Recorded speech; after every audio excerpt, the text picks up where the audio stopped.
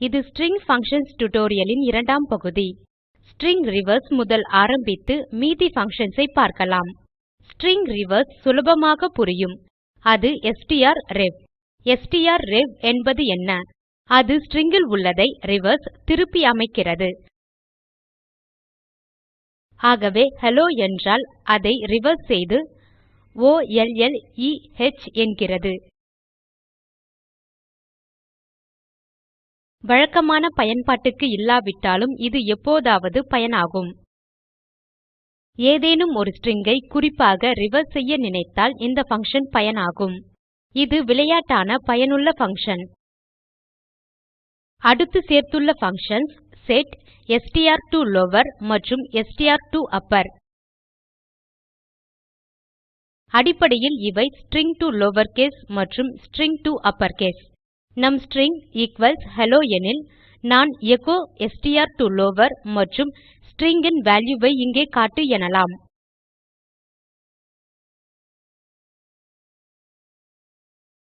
Hello capital இலிருந்து lower case க்கு மாறிவிட்டது.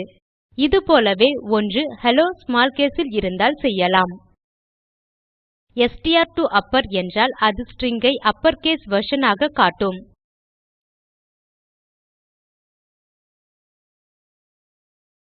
இதை பயன்படுத்தக்கூடிய இடம் யூசர் ரிஜிஸ்ட்ரேஷன். உங்கள் வெப்சைட் இல் யூசர்ஸ் ரிஜிஸ்டர் செய்வதாக இருந்தால் யூசர் நேம் ஐ எப்போதும் லவர் ஸ்ட்ரிங் ல்தான் சேமிக்க வேண்டும். ஏனெனில் நான் ஒரு யூசர் நேம் ஐ சப்மிட் செய்தால் இதை நீக்கலாம். சிலர் இப்படி செய்கிறார்கள். ஒரு வேரியபிள் யூசர்நேம் அலெக்ஸ் க்கு எக்குவல் எனில் மேலும் இவற்றையும் உள்ளிடுவேன். அப்பர் கேஸ் மற்றும் ஸ்மால் கேஸ் எழுத்துக்கள். சிலர் தன் பெயர் நவீனமாக இருக்க வேண்டும் என்று இப்படி செய்வர். அதுவும் சரியே. ஆனால் பெயர் இப்படி ஸ்டோர் ஆகி இருந்தால் சந்தேகம் வரலாம். சின்ன ஆ உடனா ஆரம்பித்தேன்? இப்போது இன்னொரு யூசர் க்கு பேட்டர்ன் இருக்கிறது. ஆகவே சொல்வது stored user name equals to str to lower of the username.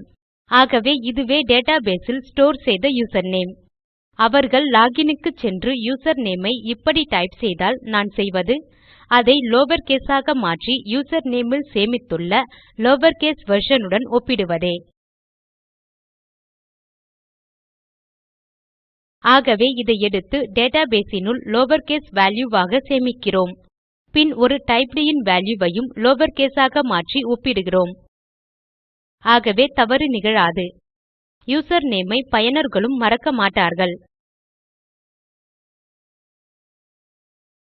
Passwords ஐயும் நீங்கள் அப்படி கையாளலாம். அடுத்ததுக்கு போகலாம்.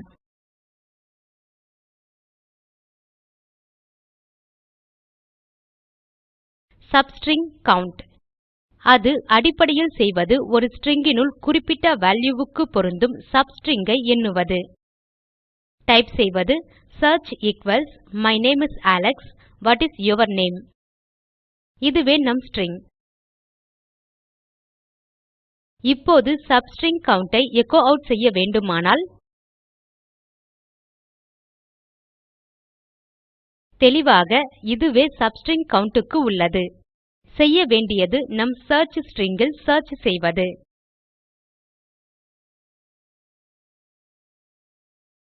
தேடுவதற்கு ஒரு ஸ்ட்ரிங் ஐ குறிக்கலாம். இது திருப்புவது ஒரு இன்டிஜர். அதை ஒரு ரிசல்ட் என்னும் வேரியபிள் இல் வைக்கலாம். ஏன் எந்த சொல்லும் ஒரு பின்னமாக 1.2 முறை இருந்தது என்று சொல்லவே முடியாது. வேரியபிள் ரிசல்ட் 2 ஐ திருப்புவது TWO2 என்று அல்ல. அது 2 என இன்டிஜர் ஆகவே திருப்பும். ஆகவே தேடலுக்கு சப்ஸ்ட்ரிங் கவுண்ட் ஐ பயன்படுத்தினால் பயனுள்ளதாகும். உதாரணமாக அலெக்ஸ். பின் அது தானே எச்சோ ஆட் செய்யும். இங்கே பார்த்தால் அலெக்ஸ் என்பது ஒரு முறைதான் வருகிறது. ரிஃப்ரெஷ் பண்ண நமக்கு கிடைப்பது எண் 1. நேம் என தேடினால் நேம் இங்கே 1 மற்றும் இன்னொரு நேம் இங்கே உள்ளன. ரிஃப்ரெஷ் பண்ண நமக்கு கிடைப்பது எண் 2. இதற்கு ஆப்ஷனல் பாராமீட்டர்ஸ் உண்டு. அவை string ல் எங்கிருந்து ஆரம்பிக்க மற்றும் எங்கு முடிக்க. இதை முயற்சிக்கலாம். நேம் க்கு பின் தேட வேண்டும் எனலாம். இதை 0 1 2 3 4 5 6 என ஆக்கலாம். நேம் ஐ 7 க்கு பின் தேடு எனலாம். ஆகவே அது நேம் ஐ 7 பின் இங்கே நான் ஹைலைட் செய்துள்ள நீல நிற இடத்தில் தேடும். இது விடையாக 1 ஐ திருப்பும். ஆகவே நாம் string ல் இடத்தை குறிப்பிட வேண்டும். எதுவரை என்று குறிப்பிட முடியலாம். ஆகவே இது 7 8 9 10 11 12 13 14 15 16 7 முதல் 17 வரை. இது வேலை செய்யுமா? இது 0 என்கிறது. ஆகவே 7 முதல் 17 வரை. அதாவது இங்கிருந்து இங்கே நேம் வருவது 0 முறை. ஆனால் Alex ஐ தேடினால் ஒரு முறை என கிடைக்கும். இதுதான் substring count function. Substring replace அதே போன்றது. அதே பங்ஷன் இல்லை. ஆனால் கூடுதல் போனஸ் ஆக உங்கள் ஸ்ட்ரிங் ஐ மாற்ற முடியும். மாற்றுவதற்கு டாக்ஸ் my name is Alex வேண்டுமென்று முற்றுப்புள்ளி இட்டேன்.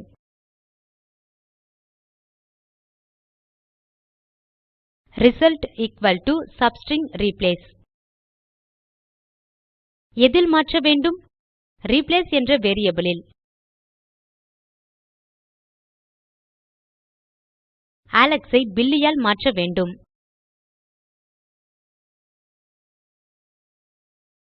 இது எதிலிருந்து? எண்ணலாம். 0 1 2 3 4 5 6 7 8 9 10 11. ஆகவே 11 முதல். 11 0 1 2 3 4 5 6 7 8 9 10 11. 11 முதல் 14 வரை. ஆகவே அது Alex ஐ Billy ஆல் மாற்றும். ரிப்ளேஸ் மற்றும் ரிஃப்ரெஷ். விடையை எச்சோ ஆட் செய்யவில்லை. விடையை எச்சோ ஆட் செய்து ரிஃப்ரெஷ் பண்ணலாம். அது திருப்புவது my name is Billy. இது 12 மற்றும் இது 15 என நினைக்கிறேன். இல்லை. இவை 10 மற்றும் 14. இல்லை. முற்றுப்புள்ளியை விட்டுவிட்டோம்.